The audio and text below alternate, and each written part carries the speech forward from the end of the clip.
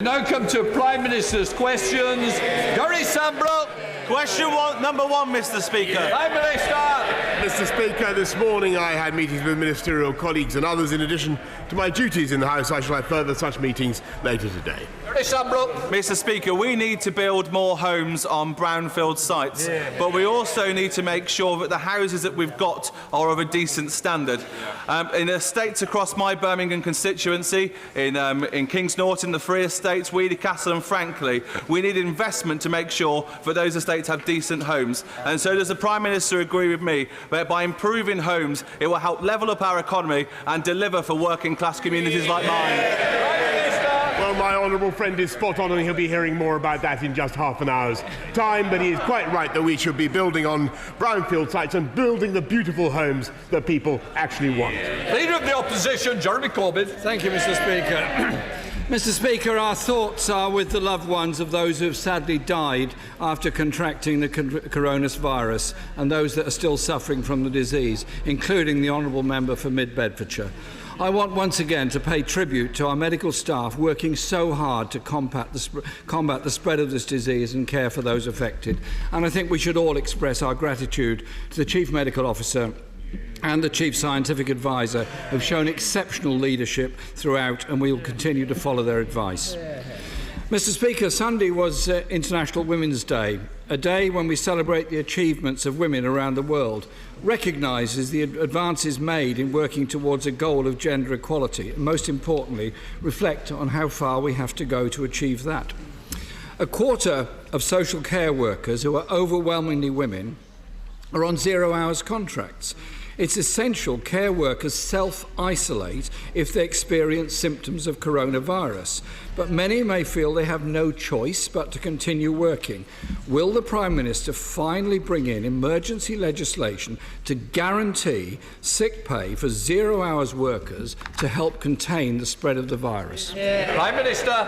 Well, Mr. Speaker, I know the whole House will wish to join the Honourable Gentleman, in wishing my honourable friend, the Minister for Mental Health, a speedy recovery. And I know, Mr. Speaker, that having talked to her, I know that she will make one. I know, Mr. Speaker, you issued a letter to everybody across the parliamentary estate. And as you say in your letter, Mr. Speaker, we will be guided by Public Health England in our response to this situation. And they are also providing guidance to honourable members and to their offices. And as the right honourable gentleman knows, in just a few minutes we will be hearing from my right honourable friend the Chancellor about what measures we are taking to protect everybody. As he knows, we've already brought forward statutory sick pay from day 4 to day 1. But for those who are on all types of contracts, we will ensure that they get the protection that they need, and nobody who does the right thing by staying at home is penalised. Jeremy Corbyn. I hope that legislation comes rapidly, and it does guarantee that people don't have to make a choice between spreading the virus because they have to go to work or staying at home and self-isolate, as obviously they should do if they've got the symptoms. Can the Prime Minister explain why, according to a report by the Institute of Health Equity, life expectancy has gone down for the poorest women in our society? Prime Minister. Well, Mr. Speaker, overall life expectancy stands at its highest level, but I will not, highest level, which is, and a tribute to the consistent work of this government and others, but it is absolutely true that there are too many instances and too many parts of the country where we are seeing life expectancy not rise in the way that we would like. And it is true that there are parts of this country where 1 in 50, for instance, pregnant women are smokers, and parts of the country where only 1 in 4 pregnant women are smokers. And what we want to see is a uniting and a levelling up across this whole country. That's why we're putting record sums, £12 billion into public health, Mr. Speaker. That's why this is the government, this is the party of the NHS that is now putting record investment into our NHS precisely for that purpose. Jeremy Corbyn. I don't think the Prime Minister answered my question. And it's no surprise, Mr. Speaker, that life expectancy has gone down when 86% of the cuts made by successive Tory governments have landed disproportionately on the shoulders of women. We are one of the richest countries in the world, and it's mind-boggling that life expectancy should be falling in this country. Mr. Speaker, for the poorest people in our society, life expectancy is falling. The government should have an answer to that. Mr. Speaker, the Prime Minister supports the absolutely horrendous rape clause in the child tax credit rules. Why does he think it's right that 200 mothers have to prove to the government their child was conceived as a result of being raped so they can keep their child tax credits? Prime Minister. Mr. Speaker, I wanted to correct a point he just made earlier. It is, I'm afraid, the case, as has been revealed just in the last few days, that mortality is at its lowest level in this country since 2001. And on his since 2001. And on his point about recipients of benefit, it is obviously that he draws attention to an injustice, and we will do everything that we can to rectify it. Jeremy Corbyn. Well, I would hope that means the Prime Minister is going to introduce regulations to end the two-child policy and the benefit strategy, because that is exactly what happens when women who are victims of rape have to prove they've been raped in order to get benefits for their child. 50 years ago, Mr. Speaker, the Labour Minister Barbara Castle introduced the Equal Pay Act.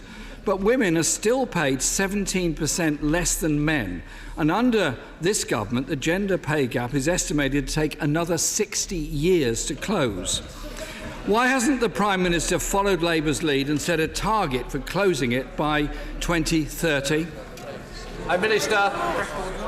Mr. Speaker, not only are there now record women in employment in this country, but the gender pay gap is at a record low. And it was this Conservative government that made sure the companies had to report on the gender pay gap, Mr. Speaker. Jeremy Corbyn. 17% gap. It is too big, too wide, and should be closed, and the government should do something about it. Mr. Speaker, every fortnight, 3 women are killed by their partner or ex-partner. Domestic violence is only likely to increase if large numbers of people are having to self-isolate. 10 years of austerity has denied councils the funding they need to support victims of domestic abuse. Will he commit to the extra £173 million needed every year to ensure that survivors get the support they so desperately need? Prime Minister. Mr. Speaker, we've just put record funding back into councils to support them in all their responsibilities. We are committed to, when he talks of domestic abuse, we're committed to bringing forward a victims' law to guarantee victims' rights, and this government has an outstanding record of tackling violence against women and girls, and that is why we are now taking forward in this Parliament our landmark domestic abuse bill. Without funding, the domestic abuse bill will simply be a piece of paper. There has to be funding to ensure that those who are victims of domestic violence get the support they need in the centres they need that are underfunded by his government. Mr. Speaker, the Prime Minister has made repeated offensive remarks against single mothers and their children. Yes, and he described them as ill-raised, ignorant, aggressive and illegitimate. Against Muslim women, saying they look like bank robbers. Against working women, suggesting the best way of dealing with advice from a female colleague is just to pat her on the bottom and send her on her way. Words have consequences.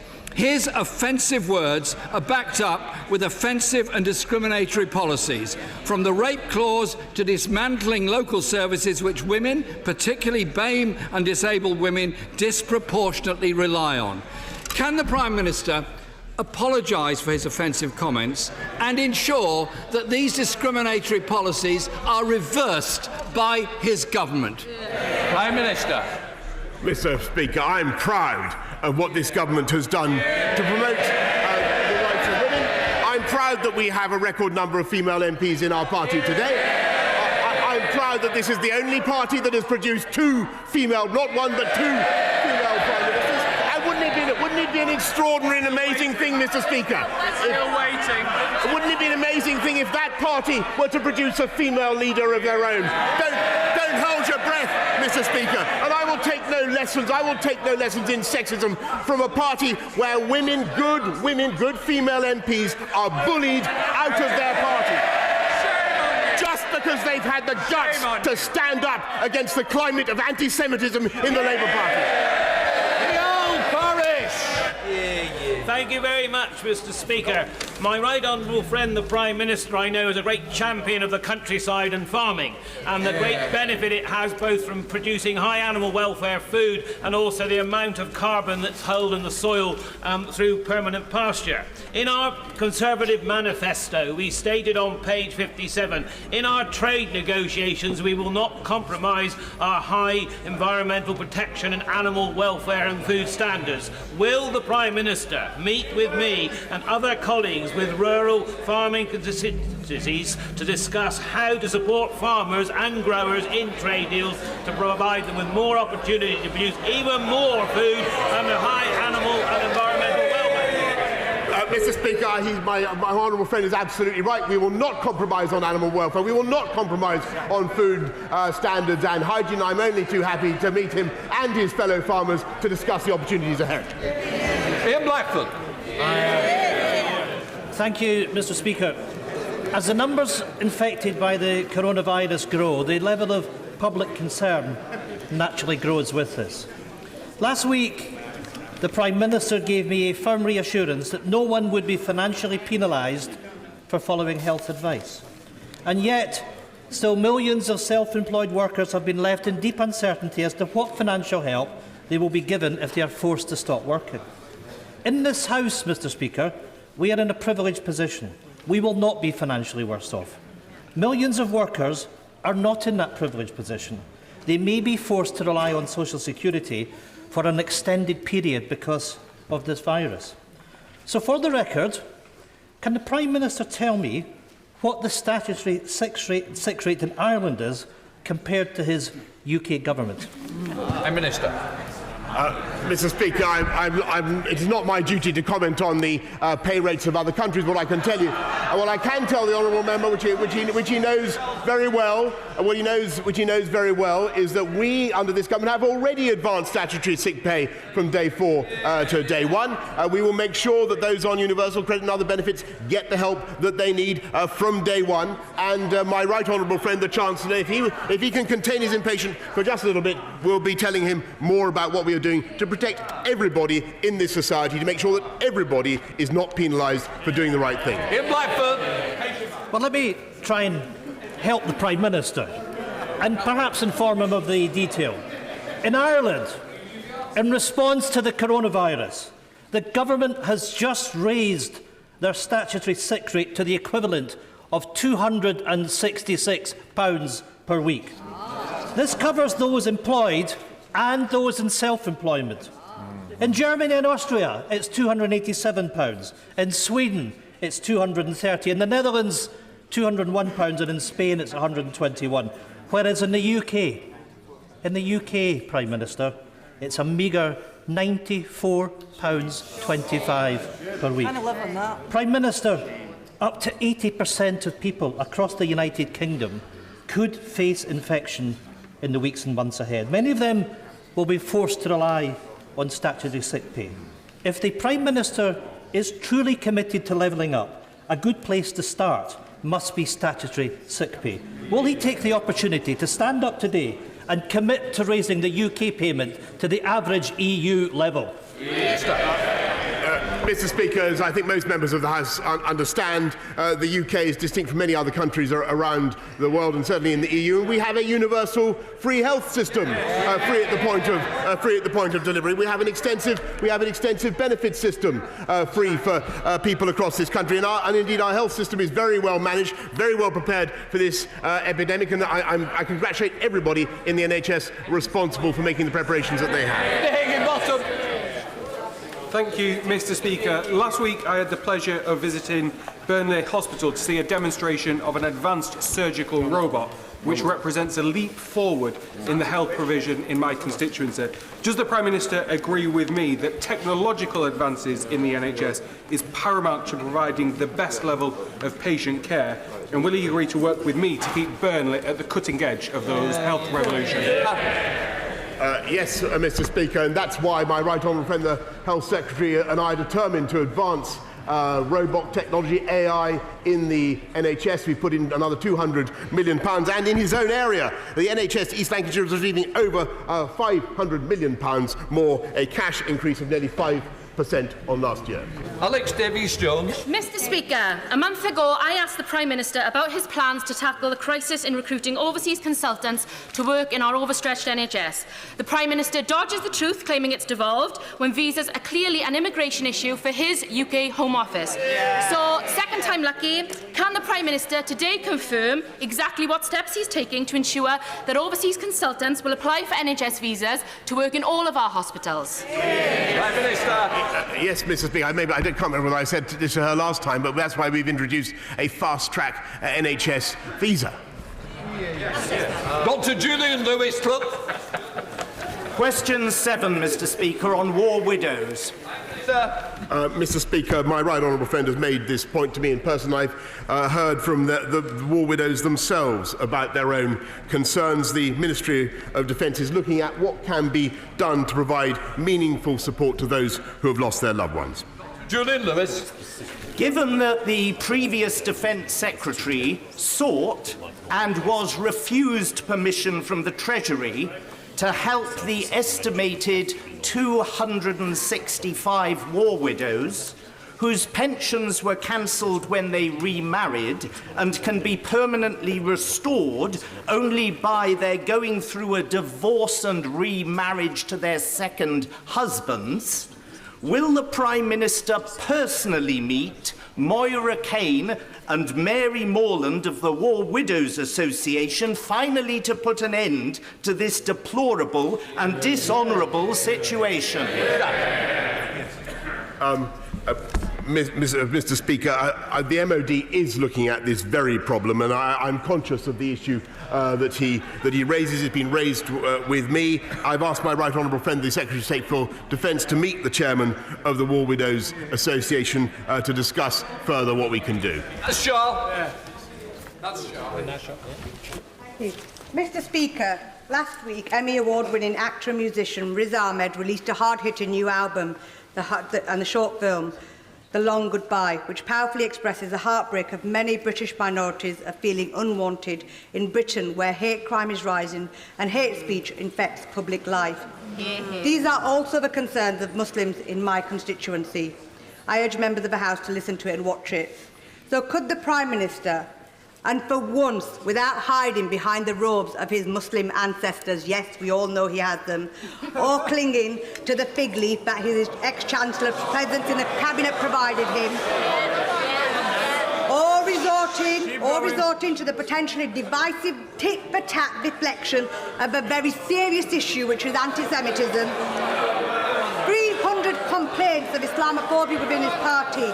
Can he simply assure me what he is doing to assure Britain's Muslims that their Prime Minister is not an Islamophobe and takes their concerns? Prime Minister. Well, Mr. Speaker, I can reassure her there's absolutely no room for hatred or racism in this party, in our Conservative Party, and I wish I could say the same of her own party. True now. Congratulate my right honourable friend on the news that he and Carrie are expecting their first child. All parents want the best start in life for their children.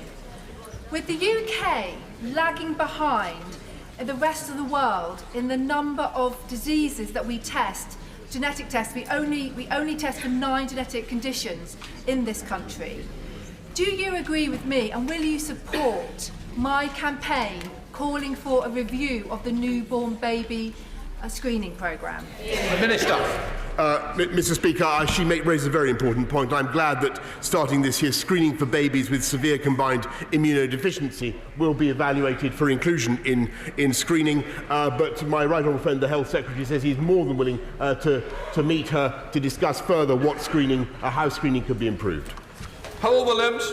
Thank you, Mr. Speaker. And further to the questions posed by my right honourable friend, leader of the SNP, irrespective of what other countries are doing, policy in this country is his responsibility. So what is he going to do to help the self-employed in this coronavirus crisis? Prime Minister. I'm grateful to the honourable gentleman, and what we are going to do, obviously, is to ensure that nobody is penalised for doing the right thing. Everybody has access to the benefits and the support that they need. And if he will contain himself, Mr. Speaker, my right honourable friend, the Chancellor, will be setting out more in just a minute.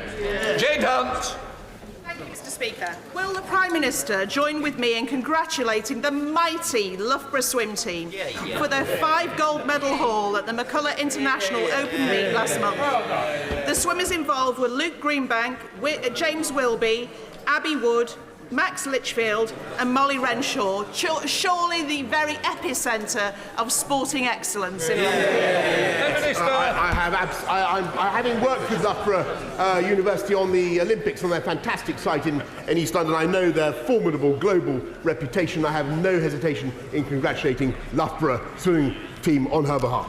Thank you, Mr. Speaker. Can the Prime Minister explain to me why he is so singularly unpopular in Scotland? He's lost half the Scottish MPs. Support for independence is at an all-time high. Is it because he thinks he can say no to a nation? Or is it because the blustering buffoonery just jars with the Scottish people? Mr. Speaker, I notice that support for breaking up the Union is actually declining in Scotland. And maybe that's because they have a Scottish Nationalist Party in charge that has the highest taxes anywhere in the United Kingdom, that is failing Scottish children in their schools, and that is not running the Scottish health service in the way that it should. And maybe his bluff and bluster is covering up for the abject failures of the Scottish Nationalist government. Mr. Speaker, the Scottish Nationalists should stick to the day job. Speaker, as the country that brought railways to the world, what plans does my right honourable friend have to celebrate their 200th anniversary in 2025? And does he stand with the people of Darlington to prevent the removal of locomotion number 1, the world's first passenger steam engine, from Darlington, where she has resided for over 160 years? Well, Mr. Speaker, I congratulate my honourable friend and the people of Darlington, the historic role they've played in our railway history and heritage, and I will do what I can to support his campaign to prevent Darlington from being despoiled of that iconic locomotive number 1. Rachel Hopkins. Thank you, Mr. Speaker. The week before Christmas, Luton Food Bank issued 339 food parcels, of which 124 were specifically for children. Child poverty in Luton has risen to a shameful 46%. So while Luton's unemployment rate may be going down, more people are in low-paid, insecure jobs. Would the Prime Minister agree with me that it is wholly unacceptable that families are in work but children are growing up in poverty? And will he commit to ending poverty pay? Prime Minister. Well, Mr. Speaker, not only are we cutting national insurance contributions for everybody, whatever their pay, but of course we're also lifting up the national living wage by the biggest ever increase, which will benefit people across this country to the tune of £4,000 a year. This is a one-nation government looking first at the needs of the poorest families in this country. My honourable friend from Norfolk makes the case for Birmingham, but in the West Midlands, over 31,000 new homes have been built since Andy Street became our mess. Smashing his own target of 25,000 new homes, the vast majority have been built on derelict brownfield sites. Will the Prime Minister support me to ensure we keep the focus on the regeneration and remediation of brownfield sites? Yes, I congratulate Andy Street on what he's doing, his fantastic record of home. It is always the Conservatives who build the homes, Mr. Speaker, and this House will be hearing more in just a few minutes about what we intend to do to give everybody in this country, every young person in this country, the chance to own their own home. Alan Dorrans. Thank you, Mr. Speaker. In this current financial year, this government has redistributed funding meant for veterans' charities. This has resulted in severely reduced services by Combat Stress, a renowned mental health charity serving veterans suffering from post-traumatic stress disorder. It has also meant a reduction of 24 to 10 beds in our residential unit in my constituency and the loss of 50 jobs. Will the Prime Minister show his support for veterans' mental health today by initiating an urgent review of this redistribution of this critical funding to stop those lives changing and often life-saving services being lost? The honourable gentleman is absolutely right to raise the issue of veterans and their needs, and that's why this government appointed a Minister for Veterans and a Veterans Task Force, a special unit in the Cabinet Office, and he will be hearing a little bit more in just a few minutes about what further steps we intend to take to protect and promote the rights of veterans. Jack Brereton. Thank you, Mr. Speaker. Would my right honourable friend agree with me that this budget today is a historic moment to level up our economy and ensure that everyone has the opportunity to succeed, especially in Stoke-on-Trent?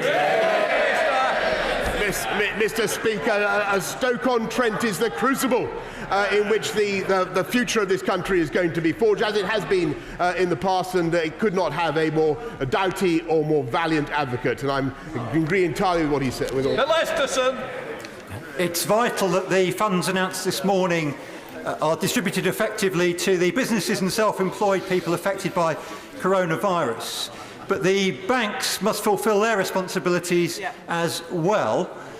Businesses are telling me that some banks are shoring up their balance sheets at the expense of their business customers and their workforce. We know what happened. So will the Prime Minister make sure that banks which were bailed out by the taxpayer now play their part in supporting businesses and their workers in their hour of need? Prime Minister. Well, the honourable gentleman raises an important point, and he'll have seen what the Governor of the Bank of England has done to the cost of borrowing overall today. But my right honourable friend, the Chancellor, will indeed be meeting the banks continuously to ensure that they look after the interests of all our people. Hey, Jones. Thank you, Mr. Speaker. Rural areas like my constituency of Brecon and Radnorshire are at the bottom of the pile when it comes to broadband connectivity and mobile phone signal. Can my right honourable friend confirm that this government's £1 billion deal with mobile phone providers will boost 4G right across the country, especially mid-Wales? Prime Minister. Yes, indeed, Mr. Speaker, and she'll hear something to her advantage in just a few minutes. Bill Bray. Thank you, Mr. Speaker. This morning, a range of expert mental health organisations, including the Royal College of Psychiatrists, Mind and Rethink Mental Health, have called for an urgent inquiry into avoidable deaths linked to failures in the UK social security system. A family in my constituency lost their father and husband to suicide in these similar circumstances, and they, like too many others, want answers. So when will the Prime Minister instruct such an inquiry to listen to those families and the experts in this case? Well, Mr. Speaker, there are indeed some very hard cases and some very tragic outcomes, and I know that my right honourable friend, the Secretary of State for Work and Pensions, is indeed looking at that and very, very happy to work with the honourable gentleman to make sure that such tragic cases, the families' needs are met. I want. Mr. Speaker. According to The Economist, over the past 5 years, salaries in Dudley have risen faster than anywhere else in the country. As part of his levelling up agenda, will the Prime Minister work with Andy Street to ensure that the West Midlands continues to get the investment in skills and infrastructure it needs to power the Midland engine? Prime Minister. Mr. Speaker, I don't think I can be accused of anticipating the budget excessively when I say that there is about to be an infrastructure revolution in this country, which will help to benefit, amongst other things, the West Midlands and Dudley in particular. Zara Sultana. Like the honourable member before me, statutory sick pay in the UK is amongst the lowest in Europe. It's less than £95 a week. If the Prime Minister doesn't think he can live on it, he shouldn't expect our constituents to live on it too. So I urge him, act before it's too late and introduce decent sick pay for every worker in Britain. Prime Minister. Mr. Speaker, I've answered the right honourable gentleman earlier on. We will do everything we can to ensure that people get protected throughout this outbreak and nobody is penalised for doing the right thing. Saxby. My right honourable friend, the Prime Minister, agree with me that the Great South West offers a fantastic opportunity to become the first region to not just become net zero, but net negative. And can he assure me that this will be a top priority in the levelling up agenda? Mr. Speaker, there are over 400,000 jobs already in the low-carbon economy in this country, and the Great South West is going to play a leading role in the green revolution of the future. Thank you, Mr. Speaker. The Shetland Space Centre, a limited company in my constituency, is working in partnership with Lockheed Martin to build a sustainable space economy in Shetland. Can the Prime Minister give me some assurance that the very welcome government support for the space industry will be allowed to follow what is the best commercial and technical options, and that companies like Lockheed Martin are the people best placed to make these judgments? Prime Minister. Mr. Speaker, we will of course be guided by the best scientific judgments in all these things, but I can certainly confirm it is our firm determination to have a second spaceport in Scotland, and we're looking for candidates to send into orbit, Mr. Speaker. Carter. Thank you, Mr. Speaker. Today is the 15th annual day in memory of victims of terrorism across Europe. Next week in my constituency of Warrington South, we'll commemorate the 27th anniversary of the IRA terrorist attack in my town, which killed 2 children. Over the last quarter of a century, the Peace Foundation, based in Warrington, has worked tirelessly to provide the National Support Service for victims of terrorism in Great Britain. Will the Prime Minister join with me in commending their work and in agreeing to ensure their funding continues? Yes. Mr. Speaker, I certainly commend the work of all those who are working on the Warrington Peace Centre, and we will do everything we can to ensure that funding continues. I associate my party with the good wishes for the honourable member for Mid-Bedfordshire, and indeed anyone who's contracted coronavirus. And on coronavirus, can I welcome the fact the government is listening to experts? But, Mr. Speaker, given the NHS has to face the coronavirus challenge with a record shortage of nurses and the care sector with over 120,000 vacancies, does the Prime Minister not agree that the 3 Conservative governments since 2015 should have fixed the roof when the sun was shining? Well, Mr. Speaker, I seem to think that he was in that government, but leaving that point on one side, there are now actually a record number of doctors and nurses in our fantastic NHS. There are 8,700 more nurses this year than last year, and we are recruiting another 50,000 more, and he will be hearing more about what we're doing to support the NHS in just a minute.